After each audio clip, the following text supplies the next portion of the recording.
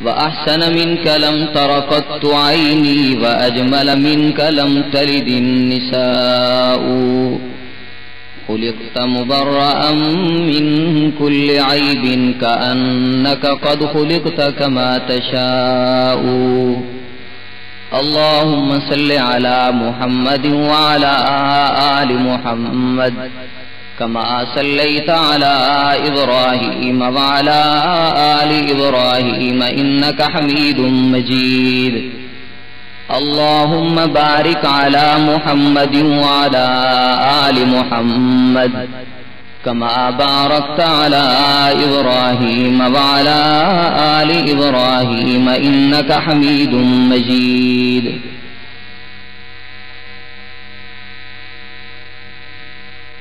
آدمی کا جسم کیا ہے؟ آدمی کا جسم کیا ہے جس پہ شیدا ہے جہاں، ایک مٹی کی عمارت ایک مٹی کا مکان، خون سے گارا بنایا اینٹ جس میں ہڈیاں، خون سے گارا بنایا اینٹ جس میں ہڈیاں، چند سانسوں پہ کھڑا ہے یہ خیالی آسماں، موت کی پرزور آندھی جس وقت آ کر ٹکرائے گی، بس یہ عمارت ٹوٹ کر خاک میں مل جائے گی۔ لائق صد احترام میرے معزز محترم مکرم دوستوں، بزرگوں اور ساتھیوں، سب سے پہلے تو میں آپ سے یہ درخواست کرنا ضروری سمجھوں گا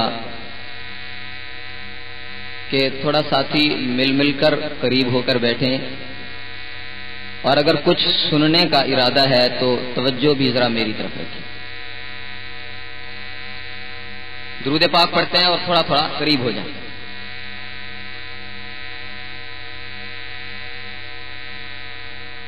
علماء امت نے یہ بھی مسئلہ لکھا ہے کہ جب تک دین کی کوئی بات، قرآن و حدیث کی کوئی بات سننے کا شوق کسی میں نہ ہو، اس وقت تک اسے سنانا بھی صحیح نہیں ہے۔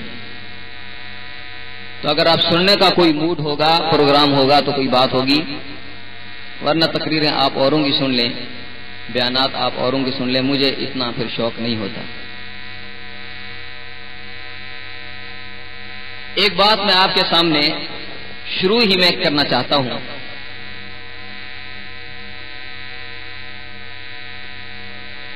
کہ اللہ تبارک و تعالی نے اتنا بڑا کارخانہ عالم سجایا، اس میں حیوانات پیدا کیے، اس میں انسان پیدا کیے، اس میں جمادات پیدا کیے، نباتات پیدا کیے، فصلیں پیدا کی، درخت پیدا کیے، پودے پیدا کیے۔ کیا مقصد تھا اللہ کو ان تمام چیزوں کو بنا کر؟ کیا غرض تھی، کیا ضرورت تھی؟ کیوں بنایا اللہ؟ ہمیں اللہ تعالیٰ نہ بھیجتے، ہمیں پیدا نہ کرتے، انسان اس کائنات میں اتنا سا کام کرتا ہے تو وہ بھی کسی مقصد کے بغیر نہیں کرتا۔ انسان ہر کام کرنے سے پہلے ایک مقصد سوچتا ہے کہ میں نے اس مقصد کی خاطر یہ کام کیا۔ بات میری سمجھ میں آ رہی ہے؟ بھوک مٹانے کے لیے کھانا کھایا جاتا ہے، پیاس بجھانے کے لیے پانی پیا جاتا ہے، جسم چھپانے کے لیے کپڑا پہنا جاتا ہے، پاؤں کو ننگا ہونے سے بچانے کے لیے جوتا پہنا جاتا ہے۔ اب کپڑا پہننے کا بھی مقصد ہے، کھانا کھانے کا بھی مقصد ہے، پانی پینے کا بھی مقصد ہے۔ جب پیاس نہ ہو تو پانی کوئی نہیں پیتا، جب بھوک نہ ہو کھانا کوئی نہیں کھاتا۔ مقصد ہوتا ہے تو کام کیا جاتا ہے۔ سوال یہ ہے کہ اگر اتنی سی جوتی پہننے کا بھی مقصد ہے تو اللہ تعالیٰ نے اتنا بڑا آسمان، اتنی بڑی زمین، یہ 5 فٹ کا اتنا بڑا انسان اللہ نے آخر بغیر مقصد کے تو پیدا نہیں کیا۔ اس کی کوئی غرض ہے، اس کا کوئی مقصد ہے، اور اس دن سے ہم اس کائنات میں ظلم کی چکی میں پس رہے ہیں، اس دن سے ہم پریشانیوں میں گھر چکے ہیں، مصیبتیں ہمارا مقدر بن چکی ہیں، جس دن سے ہم نے یہ بھلا دیا کہ ہمارے پیدا کیے جانے کا مقصد کیا۔ کوئی پتہ نہیں، آج میں نہیں جانتا میں کیوں پیدا ہوا، آج کسی انسان کو یہ احساس ہی نہیں ہے اللہ نے کیوں پیدا کیا۔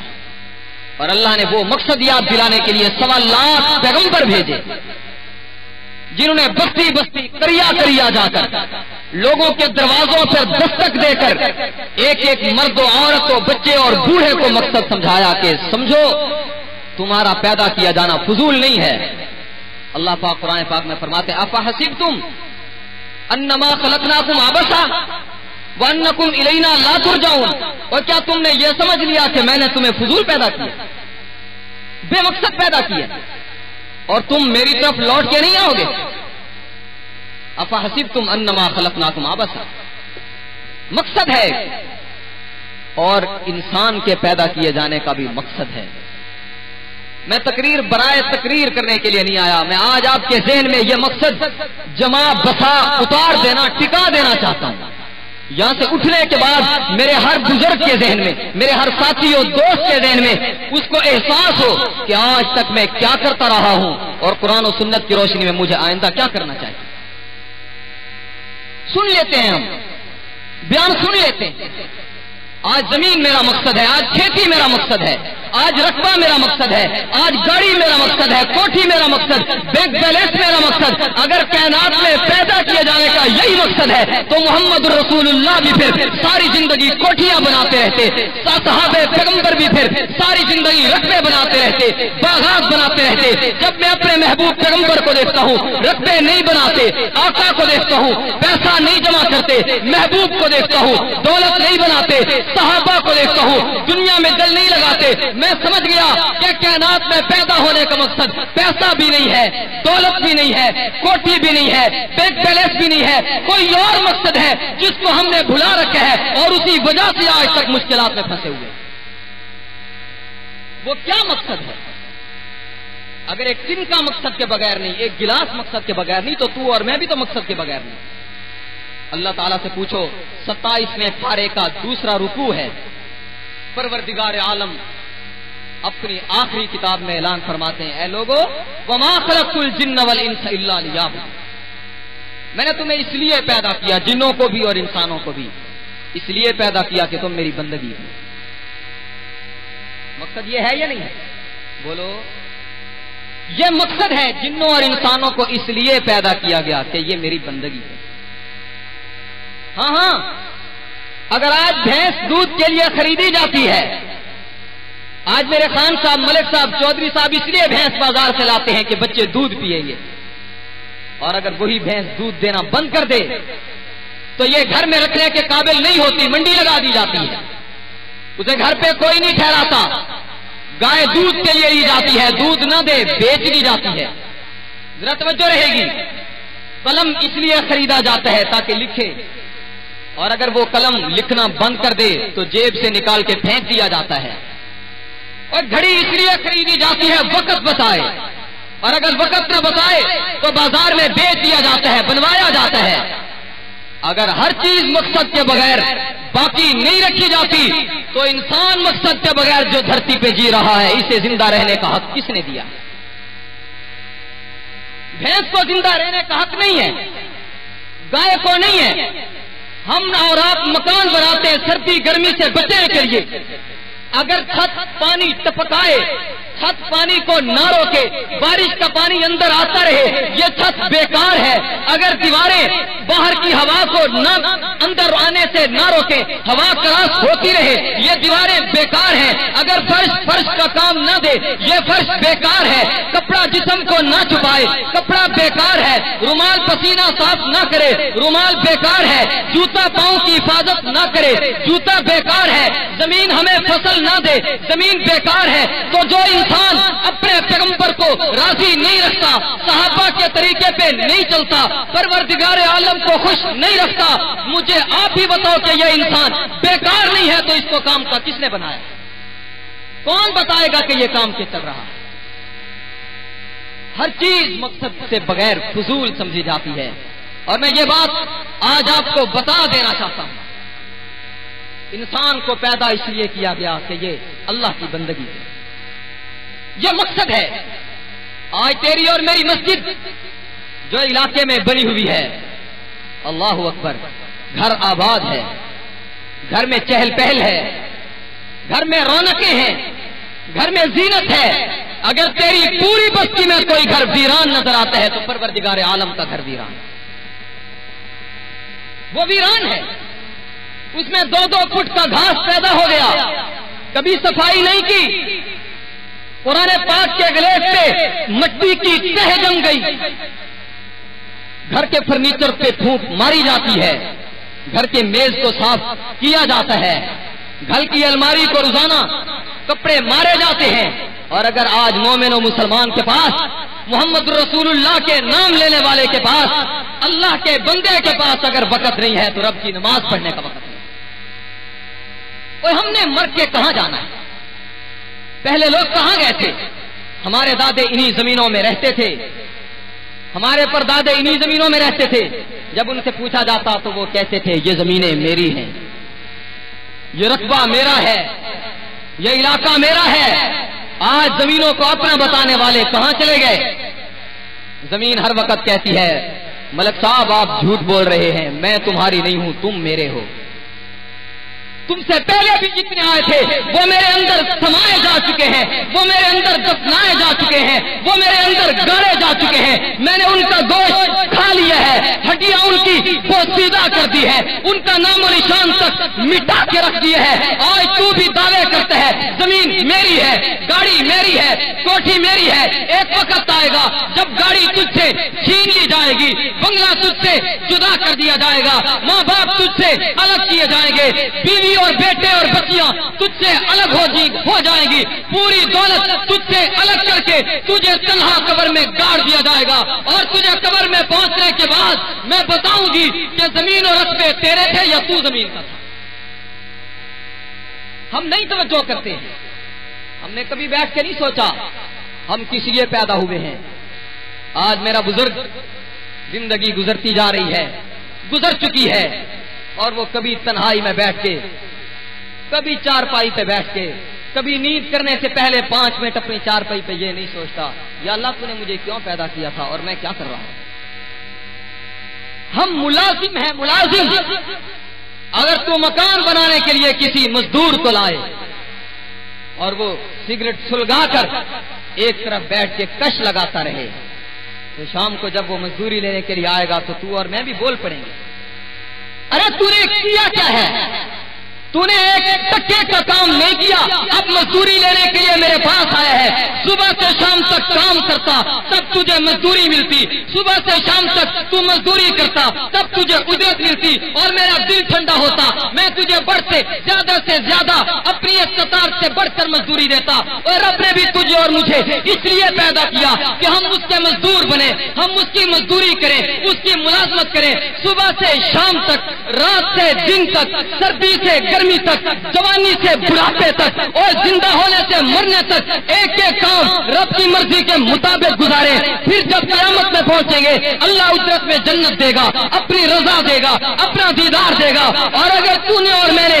زندگی اپنی مرضی کے مطابق گزاری, اپنی چاہت کے مطابق گزاری, تو جیسے نوکر جو سارا دن سگریٹ کے کش لگاتا رہا وہ مزدوری کا مستحق نہیں ہے. اگر تو اور میں بھی زندگی اپنی مرضی کے مطابق گزاریں گے تو بتا پھر جنت کے مستحق کیسے ہو سکتے ہیں. اور دعا تو ہم کر لیتے ہیں یا اللہ جنت چاہیے, یا اللہ حساب کتاب میں آسانی چاہیے. اللہ فرماتے ہیں جس راستے پہ میں نے تجھے بتایا تھا ظالم وہ راستہ تو نے چھوڑ دیا. یہ تو وہی بات ہوگی, میں کراچی والی بس پہ بیٹھ کے, چھت پہ بیٹھ کے اللہ سے دعا کرتا رہوں یا اللہ مجھے لاہور پہنچا دے, اور میں بیٹھوں, میں سفر تو اسی روڈ پہ کروں, میں سفر تو اسی راستے پہ کروں جس راستے پہ محمد رسول اللہ مجھے کھڑا کر کے گئے, میں چلوں تو اس راستے پہ. آج معذرت کے ساتھ کہوں گا, میں اپنے بزرگوں کے سامنے 10 بستہ کہوں گا, ناراض مت ہونا, میں اپنے محبوب محمد عربی صلی اللہ علیہ وسلم کے ہاتھوں مجبور ہوں, میں اپنے صحابہ کے ہاتھوں مجبور ہوں. جن مدرسوں میں تم نے زکاتیں دی ہے, جن مدرسوں میں تم نے صدقے دیے, اور 8 سال میں زکاتیں کھا کے, 8 سال میں تمہارے دیے ہوئے صدقے کھا کے پلا بڑا ہوں, اور میں نے دین حاصل کیا, میں مجبور ہوں آپ کو دین کی بات بتانے پر, میں مجبور ہوں آپ کو حق کی بات بتانے پہ. تم راضی رہو تب بھی, तुम रूठ जाओ तब भी, तुम नाखुश रहो तब भी मैं तुम्हारी नाराजगी उठा लूंगा। कल क़यामत के दिन परवरदिगार आलम ने अगर कह दिया और मेरे नाम पे रोटी खाने वाले, मेरे दीन की बात क्यों नहीं थी, तो उस वक्त मेरे पास कोई जवाब नहीं है। मैं तमाम दोस्तों से कहूंगा, ला इलाहा इल्लल्लाहु मुहम्मदुर रसूलुल्लाह। इसका मतलब यही है कि 5 वक्त मस्जिद में अजान होती रहे, मैं जमीन को पानी लगाता रहूं। मुहम्मदुर रसूलुल्लाह का मतलब यही है, मेरे वो आका, मेरे वो पैगंबर जो बीमारी के वक्त कुर्बान जाओ। अम्मी आयशा सिद्दीका, सब कह दो रज़ी अल्लाह तआला अन्हा। अम्मी आयशा सिद्दीका फरमाती है मेरे आका बीमार हैं, बीमार हैं, और इतनी हालत हो गई, एक मर्तबा मुझे कहते हैं, तवज्जो मेरी तरफ रहेगी, सबकी तवज्जो मेरी तरफ रहेगी, मैं आपका भतीजा हूं, आपके बेटों के बराबर हूं, लेकिन दीन की कदर ने, दीन की फजीलत ने मुझे यहां बिठाया है। 10 पस्ता आपसे कहूंगा, तवज्जो रहेगी। अम्मी आयशा सिद्दीका फरमाती है मेरे महबूब की हालत इतनी अजीब हो गई थी, आका मुझे फरमाते आयशा पानी लाओ, मैं पानी लाती, आका पी लेते, उसके बाद फरमाते आयशा तुम्हें पानी लाने का कहा है, पानी नहीं पिलाया। आका की हालत इतनी हो गई, इसके बावजूद भी जब होश आया मुझे कहते हैं आयशा देखो नमाज का वक्त हो चुका है या कितनी देर रहती,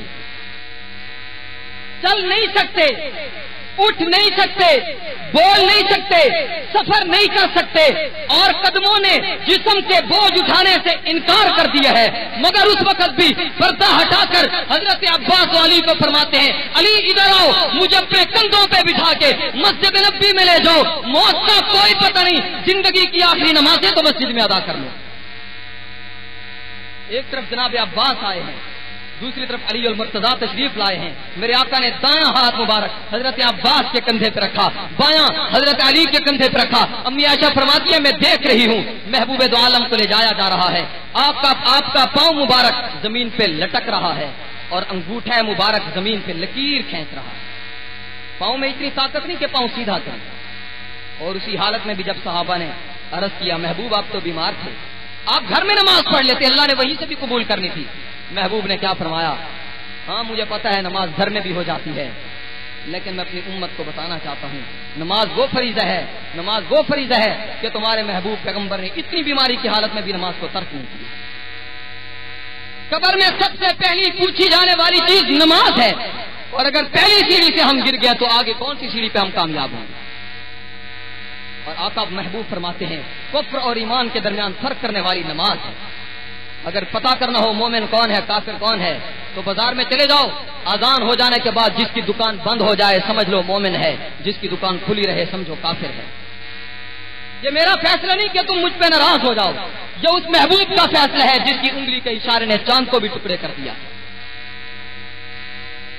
आज इस तरफ हमारी कोई तवज्जो नहीं रही।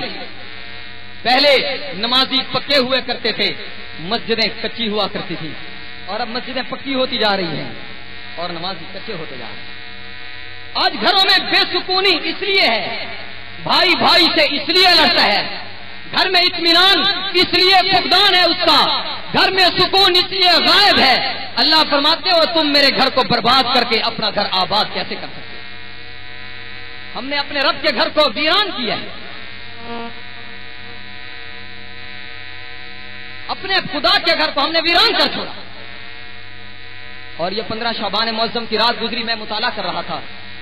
मैं कहना ये चाहता हूं आज हम आपस में, वो उसके पीछे पड़ा हुआ है मजहबी तौर पर, वो उसके पीछे पड़ा हुआ है, कोई जनाजे पे लड़ रहा है, कोई किससे लड़ रहा है, कोई किससे। मैं तमाम दोस्तों की मौजूदगी में, बड़ा मजमा है, मैं सब दोस्तों की मौजूदगी में कहता हूं, मेरे आम जो दोस्त हैं जो उलमा नहीं है, मैं उनसे दरखास्त करता हूं अरे कब्र में जब आपकी और मेरी मैयत रखी जाएगी उस वक्त इख्तलाफी बातें किसी से नहीं पूछी जाएंगी।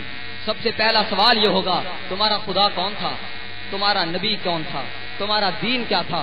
और उसके बाद पहली पूछी जाने वाली चीज नमाज है कि तूने नमाज पढ़ी कितनी मर्तबा थी, जाए कितनी मर्तबा थी। और मैं क्या कर रहा, मैं कहां चल रहा हूं।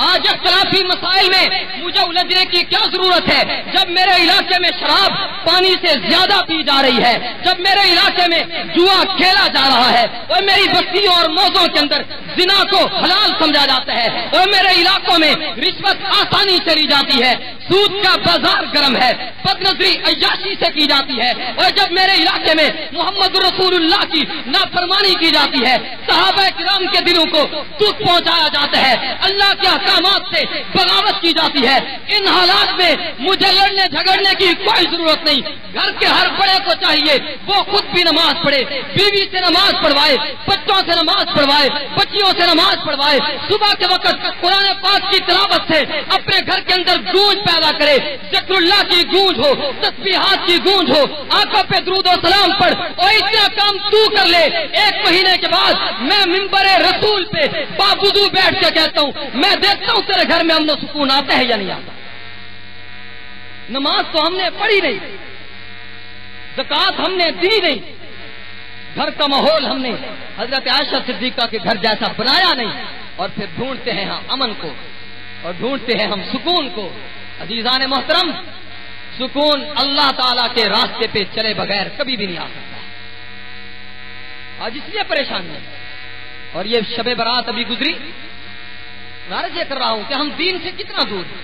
نبی اکرم صلی اللہ تعالیٰ علیہ وسلم کا فرمان ہے، میرے آقا فرماتے ہیں شب برات میں میں بہت سارے گناہگاروں کے گناہ بغیر توبہ کیے بھی معاف کر دیتا ہوں، لیکن 4 گناہگار ایسے ہیں جنہیں میں معاف نہیں کرتا۔ وقت نہیں، میں صرف اختصار سے بات کر رہا ہوں۔ سب سے پہلا نمبر مشرک کا ہے، مشرک کو بغیر توبہ کے معاف نہیں کیا جاتا۔ دوسرے نمبر پہ وہ جو شراب پیتا ہے، تیسرے نمبر پہ وہ جو ماں باپ کا نافرمان ہے، اور جب میں نے چوتھے نمبر کی حدیث پڑھی عقل حیران ہو گئی۔ مشرک کی بات سمجھ میں آتی ہے کہ نہیں بخشا جاتا، شرابی کی بات سمجھ میں آتی ہے، ماں باپ کے نافرمان کی بات سمجھ میں آتی ہے، لیکن چوتھے نمبر پہ محبوب خدا محمد مصطفیٰ صلی اللہ علیہ وسلم فرماتے ہیں جو شخص اپنی چادر یا شلوار ٹخنوں سے نیچے رکھتا ہے، محبوب فرماتے ہیں شب برات بھی اللہ فرماتے ہیں میں اس کو اپنے قریب نہیں آنے دیتا جب تک کہ وہ خود توبہ نہ کرے۔ اگر اللہ پکڑنے پہ آ جائے تو پھر کون سے کام ہیں جو ہم اللہ کو پیش کر سکیں گے کہ ان کی بنیاد پہ ہم جنت میں جانا چاہتے ہیں؟ اس لیے اپنا انداز بدلنا چاہیے۔ زندگی بہت گزر گئی اور آگے تو اللہ کا مہمان مکرم آ رہا ہے، عظیم الشان مہمان آ رہا ہے۔ یہ وہ مہمان ہے، حدیث پاک میں آتا ہے کہ جس کے خلاف اس نے رب کی عدالت میں دعویٰ دائر کر دیا، زمین الٹی ہو جائے مگر وہ بندہ بخشا نہیں جا سکتا۔ یہ وہ مہمان آ رہا ہے، 2-3 تقریباً 1 ہفتے بعد وہ ہماری دہلیز پہ پہنچ چکا ہوگا، جسے رمضان المبارک کہا جاتا ہے۔ ہمیں چاہیے ہم اپنی سابقہ زندگی کی بری روش بدلیں، ہم اپنے طور طریقے بدلیں، اور اب تو ہمیں سوچنا چاہیے، ورنہ اللہ تبارک و تعالیٰ جب ہم خود نہیں سمجھتے پھر جیسے کوئی بندہ سو رہا ہو تو اس کو جگانے کے لیے اس کے کندھے پہ ہاتھ رکھ کے ذرا جھٹکا دیا جاتا ہے تو وہ بیدار ہو جاتا ہے۔ اللہ معاف فرمائے، اللہ معاف فرمائے۔ پھر کبھی اللہ تعالیٰ جب مخلوق سو جاتی ہے پھر زمین کو پکڑ کے یوں جھٹکا دیتے ہیں اور 2-2 لاکھ انسان موت کا لقمہ بن جاتا ہے۔ پھر کچھ لوگوں کو ہوش آ جاتا ہے، اس کے بعد دنیا پھر سو جاتی ہے۔ کچھ عرصے بعد اللہ تبارک و تعالیٰ جب زمین پہ گناہ زیادہ ہوتے ہیں، زمین پہ گندگی زیادہ آ جاتی ہے، غلاظت زیادہ آ جاتی ہے، پھر کبھی سیلاب بھیج کے اللہ زمین کو صاف کرتے ہیں۔ آپ نے دیکھا نہیں، انڈونیشیا میں 3 لاکھ انسان موت کا لقمہ بن گیا، جاپان میں زلزلے کی وجہ سے 2 لاکھ انسان لقمہ اجل بن گیا، اور پاکستان کے علاقے میں لاکھوں کے حساب سے انسانیت زمین میں غرق کر دی گئی، زمین میں دھسا دی گئی۔ آج تک پتہ ہی نہیں کہ میری ماں کہاں ہے، آج تک بیٹے کو پتہ ہی نہیں میرا ابا کہاں ہے۔ تم لوگوں سے جا کر پوچھو خدا کیا ہے، ہمیں پتہ ہی نہیں ہے، ہم خدا کی طاقت کو سمجھتے نہیں۔ میں نے جو آیت آپ کے سامنے پڑھی، اللہ فرماتے وما خلقت الجن والانس الا لیعبدون، اور میں نے جنوں اور انسانوں کو اس لیے پیدا کیا، یہ میری بندگی ہے۔ زندگی ساری اپنے محبوب کے طریقے کے مطابق لے آؤ، تب کامیابی ہوگی۔ اور الیوم اکملت لکم دینکم، یہ آیت آپ نے سنی ہوگی، الیوم اکملت لکم دینکم، محبوب فرماتے ہیں دین کامل ہو چکا۔ دین کامل ہونے کا بھی مطلب یہی ہے، دین کامل ہوتا ہی وہی ہے جس میں نماز کا طریقہ بھی ہو، جس میں روزے کا طریقہ بھی ہو، اور جس میں شکل بنانے کا طریقہ بھی ہو۔ اور جو دین شکل بنانے کے اصول نہ بتائے وہ کامل کیسے ہو سکتا ہے؟ آج میں مسلمان ہو کر نماز پڑھنے کا طریقہ اپنے پیغمبر سے پوچھوں، میں مسلمان ہو کر روزہ رکھنے کا طریقہ اپنے پیغمبر سے پوچھوں، اور میں مسلمان ہو کر حج ادا کرنے کا طریقہ پیغمبر سے پوچھوں، لیکن محمد الرسول اللہ کا امتی ہونے کے باوجود شکل بنانے کا طریقہ انگریز سے جا کر پوچھوں، کیا یہ محمد رسول اللہ نے مجھے شکل بنانے کا طریقہ نہیں بتایا کہ میں اپنا دین چھوڑ کر دوسروں کے دروازے پہ گیا ہوں؟ دین کامل تو وہی ہوتا ہے جو بنانے کا اصول بھی بتائے، دین کامل وہی ہوتا ہے جو لباس پہننے کا طریقہ بتائے۔ آج تیری اور میری ماں بہنوں کا لباس کہاں پہنچ چکا ہے؟ خدا کی لعنتیں، ہمارا لباس اللہ سے منگوا رہا ہے۔ آج دیکھتے ہوئے شرم و حیا آتی ہے، درد دل سے، ورنہ تو موت کے عنوان پہ بات کرنا تھی۔ میں انتہائی افسوس کے ساتھ کہہ رہا ہوں، آج مسلمان کا لباس دیکھ کے محمد رسول اللہ کے لباس کی یاد تازہ نہیں ہوتی ہے، اور مومن تو ہوتا بھی وہی ہے کہ جس کی شکل دیکھو تو محمد رسول اللہ کی شکل یاد آ جائے۔ مومن ہوتا ہی وہی ہے جس کے لباس کو دیکھو صحابہ کی یاد تازہ ہو، اور مومن ہوتا ہی وہی ہے جس کی نماز دیکھو ابو حنیفہ یاد آ جائے، مومن ہوتا ہی وہی ہے جس کا روزہ دیکھو جنید بغدادی یاد آ جائے۔ لیکن آج شکل سے ہم انگریز نظر آئیں اور لباس سے میں غیر مسلم نظر آؤں، آج اٹھتے بیٹھتے چلنے پھرنے رہنے سہنے شادی غمی خوشی سے اور تمام دستور زندگی سے میں امریکہ جیسا نہیں چھوڑتے، اور یہ کہہ دیتے ہیں کہ میں لوگوں کی خاطر محبوب کا طریقہ نہیں چھوڑ سکتا۔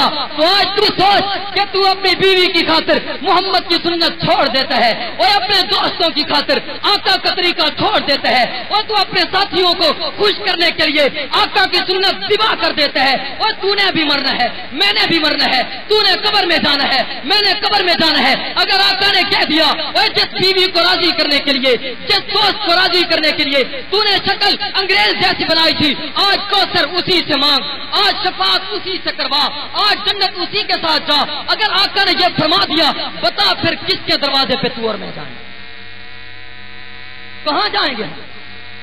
اور آج تیرے اور میرے اس بستی اور علاقے میں یہ ہوتا ہے، ایک خان صاحب روٹ جائیں، دوسرے خان صاحب موجود ہیں، ایک چودھری صاحب ناراض ہو جائے، دوسرا چودھری صاحب موجود ہے۔